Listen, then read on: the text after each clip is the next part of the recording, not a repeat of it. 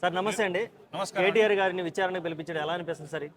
అంటే కావాలని చేస్తూ ఈ కాంగ్రెస్ ప్రభుత్వం, తెలంగాణ రాష్ట్ర ప్రభుత్వం, తెలంగాణలో ఈ ప్రజలందరూ కూడా కాంగ్రెస్ మోసపూరితమైన మాటలు నమ్మి ఓట్లేసి ఈరోజు వాళ్ళ మోసపూరితమైన విధానాలు తెలుసుకొని తిరగబడే రోజులు వచ్చినాయి. కాబట్టి ఎలాగైనా ఈ టీఆర్ఎస్ రాష్ట్ర నాయకులను కేటీఆర్ గారిని, హరీష్ రావు గారిని అనేకమైన అక్రమ కేసులు బనాయించి వీళ్ళని జైల్లో తోలి ప్రజల మీద ఉక్కుపాదం మోపాలనే విషయం ఈరోజు కాంగ్రెస్ పార్టీ చూస్తుంది. కానీ ఎంత మాత్రం చెల్లదు. ఎందుకంటే తిరుగుబాటు మొదలవుతుంది.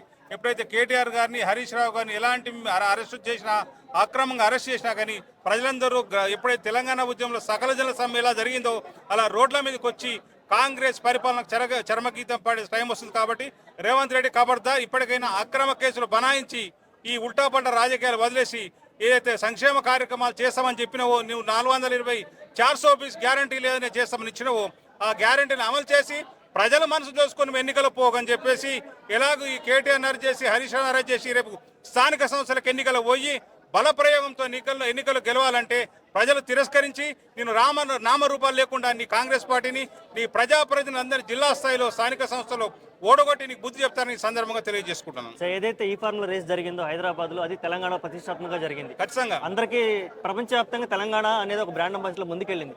అటువంటి దాంట్లో అంటే ఎవరైతే ఘనత సాధించారో వాళ్ళ ఇమేజ్ డ్యామేజ్ చేయడానికి ఏమైనా ఇలా జరుగుతుంది అనుకుంటారా? ఖచ్చితంగా కేవలం ఎందుకంటే భారతదేశంలో ఈ కార్యక్రమం అనేది మన దగ్గరనే జరుగుతుంది.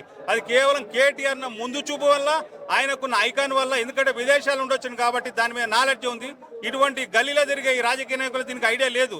రేవంత్ రెడ్డి అంటే పనికిరాని ముఖ్యమంత్రి కాబట్టి ఆయనకు దాని వల్ల వచ్చే రెవెన్యూ ఏంది, దానివల్ల వచ్చే పేరు ఏందని తెలియదు. కాబట్టి ఎట్లకెళ్ళి కేటీఆర్ ఏడు అవకాశం దొరుకుతాడో ఆయన రికి జైలు పాలు చేయాలనే ఉద్దేశంతో ఉన్నాడు తప్ప ఆయన నిజంగా ఎలాంటి అవకతవకలు జరగలేదు. ఆయన ఓపెన్గా చెప్తున్నాడు, ఓపెన్ మైండ్తో కేటీఆర్ చెప్తున్నాడు తప్ప అనవసరంగా కేసు నమోదు చేయాలని ప్రయత్నం చేసి ఎట్లకైనా సతాయించి వీళ్ళని జైల్లో పెట్టాలని ఆలోచన చేస్తున్నాడు. కాబట్టి ఎంత మానం చేయలేదు రేవంత్ రెడ్డి. ఇప్పటికైనా కళ్ళు తెరిచి నిజాయితీగా ఒప్పుకోమని రేవంత్ రెడ్డికి చెప్తున్నాం. కేటీఆర్ గారు కూడా పూర్తి సహకారం అందిస్తున్నారు విచారణకు. ఎలా అనిపిస్తుంది చూసినప్పుడు? ఖచ్చితంగా ఆయన పూర్తిగా చెప్పిండు, కోర్టు కూడా చెప్పిండు, నేను ఏ విషయం ఉన్నా కానీ ఏసీబీకి సహకరిస్తా. నేను ప్రజాస్వామ్య బంధంలో రాజ్యాంగాన్ని గౌరవించి ఈ ప్రభుత్వం ఏదైతే ఎంక్వైరీ చేస్తే దానికి విచారణ చేస్తా అంటే కనీసం వకీలు అడ్వకేట్ లేకుండా చిన్న విషయాలు మన సినిమా యాక్టర్స్ కూడా అడ్వకేట్లు పంపించారు. ఈయన ఒక రాష్ట్ర నాయకుడు, కాబోయే ముఖ్యమంత్రి, మొన్నటి వరకు 10 సంవత్సరాల పాటు రాష్ట్ర మంత్రిగా పనిచేసి ఈ తెలంగాణ వర్కింగ్ కమిటీ అధ్యక్షుడు. కాబట్టి ఈయన అడ్వకేట్లను అనుమతించకపోవడం అంటే సిగ్గుచేటు.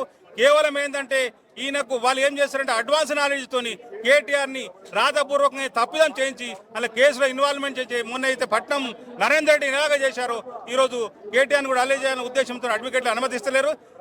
బేషరతుగా రేవంత్ రెడ్డి ప్రభుత్వం అడ్వకేట్లను అనుమతించి విచారణకు సహకరించుకున్నట్టు ప్రయత్నం చేయాలని ప్రభుత్వాన్ని డిమాండ్ చేస్తున్నాం. ఒకవేళ కేటీఆర్ గారిని అరెస్ట్ కనుక చేస్తే ఎలా ఉండబోతుంది మన కార్యక్రమం? ఇలా అగ్నిగుండమైపో తెలంగాణ మొత్తం కూడా. తెలంగాణ ప్రాంతంలో ఒకప్పుడు ఎలా అయితే ఈ నక్సల్స్ పీరియడ్లో కానీ తర్వాత తెలంగాణ ఉద్యమంలో కానీ పల్లెలను ఎలా రగిలిపోయి తిరుగుబాటు మొదలైందో అంతకు పెద్ద ఎత్తులో ఈరోజు కేటీఆర్ మీద ఏమైనా చర్యలు తీసుకుంటే ప్రభుత్వాన్ని నూకలు చెల్లిపోయినట్టే. రేవంత్ రెడ్డి చివరి ముఖ్యమంత్రి అవుతాడు. ఈయన ఎప్పుడు అరెస్ట్ చేసిన ఆ నెలలో రేపటే కాంగ్రెస్ గవర్నమెంట్ పడిపోతుందని కూడా ఈ సందర్భంగా నేను ప్రభుత్వాన్ని హెచ్చరిస్తున్నాను. Okay, thank you so much.